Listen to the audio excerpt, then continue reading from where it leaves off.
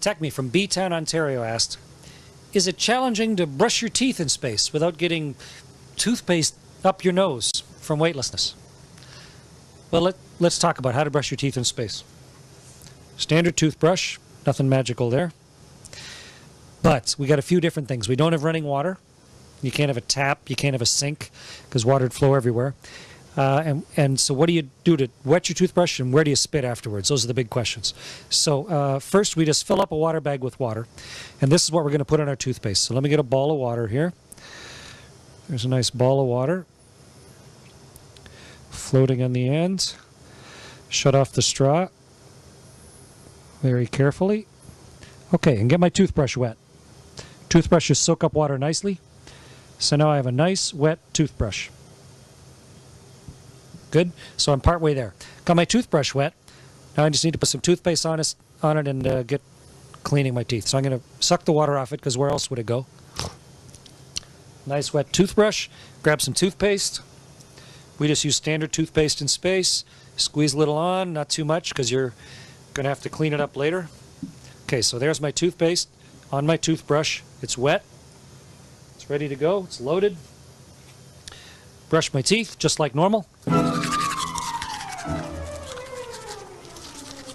Get them all,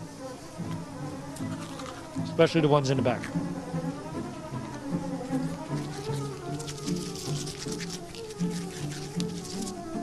You should brush your teeth for about as long as you can sing Happy Birthday. That should be long enough.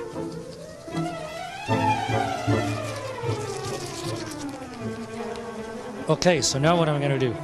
I've got a mouthful of toothpaste stuff. I got a dirty toothbrush. So what I do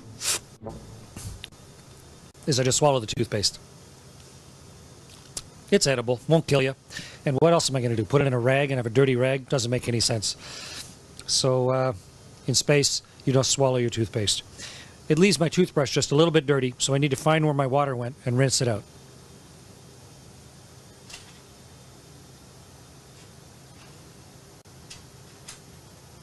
Fortunately, things are weightless, so things don't go too far. So here's my water again. So now I'll get a little water in my mouth.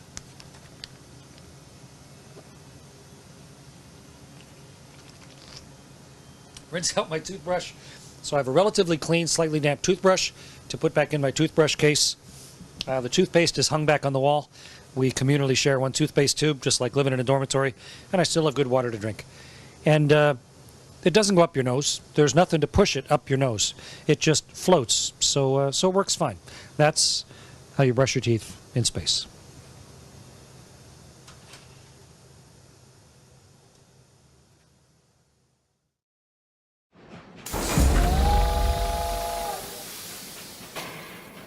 There's a principle in physics known as Hooke's law, which states that if I was to get an elastic object, like a spring, and attach weights onto it, then it would extend by a length that's proportional to that weight. Now, in detail, what this means, that say I was to attach a 100-gram weight onto the spring, and that caused it to extend, to stretch by half a centimetre, then if I was to double that weight to 200 grams, then it would extend by double the length, so to a whole centimetre. And this continues. So with 400 grams, it would extend by 2 centimetres. 800 grams, it would extend by 4 centimetres.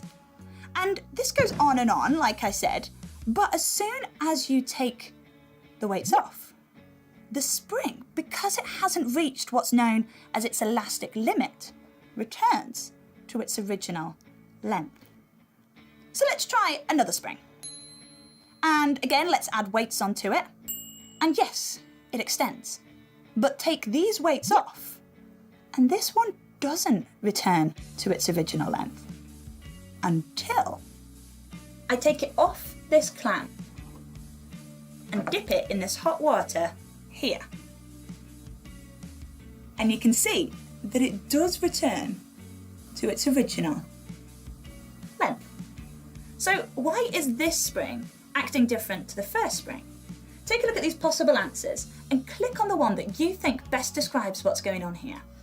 Is it A, the water changes the value of the elastic limit on this spring, so now that it's wet, it does return to its original length? Or is it B? Metal shrinks in water just like your woolly jumpers do. Is it C?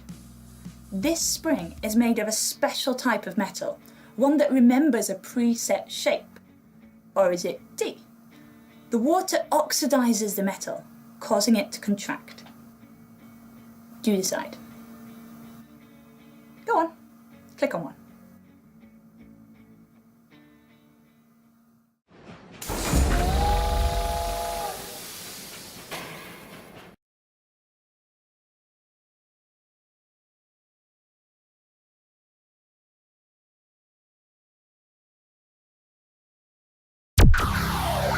Five fun physics phenomena. Number 1, have a friend hold a cane out horizontally for you, or another similar object, and putting your 2 index fingers together, try to place them underneath the center of mass.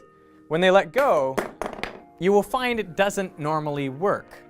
But now try putting each index finger at opposite ends of the cane and then moving your index fingers in towards the middle. What you will find is that they always end up right under the center of mass of the cane. You can try starting off asymmetrically, and they will still end up under the center of mass. You can try going at different speeds, really slowly,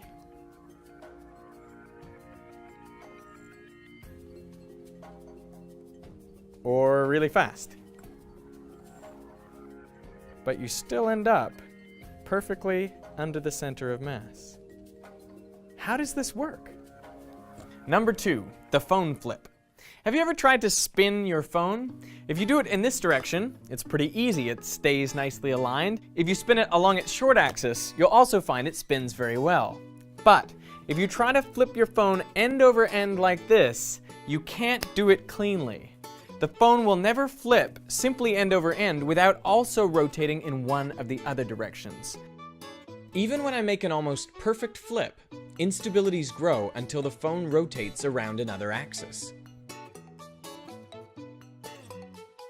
Why can't... No, I still can't do it. Why is it so? Number 3. You've probably seen that if you rub a cup on your hair, you can make it electrically charged, and if you bring it close to a stream of water, you can actually cause that stream to deflect.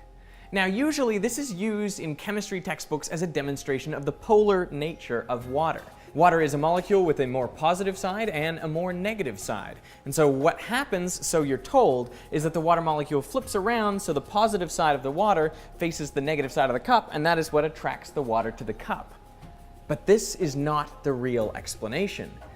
If you have a uniform electric field, there's an equal force pulling the positive side towards it as there is pushing the negative side away from it. And so you can't actually do more than just turn the molecules. You would need a really, really strong gradient in your electric field to make this work at all, and it basically is just not going to happen from a cup. So why is the stream actually attracted to a charged cup? That is the question. Number 4, take a piece of your favorite cereal and drop it into a bowl of water. Then, using a very strong magnet, try to pull the cereal around.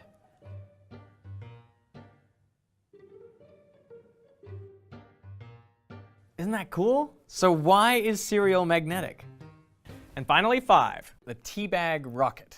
Take a tea bag and cut off the sealed end very carefully. Now dump out the tea. Form the tea bag into a square column and balance it on the plate. Now light the top of the tea bag on fire. Try to light it evenly on all sides. Get ready for takeoff in 3, 2, 1.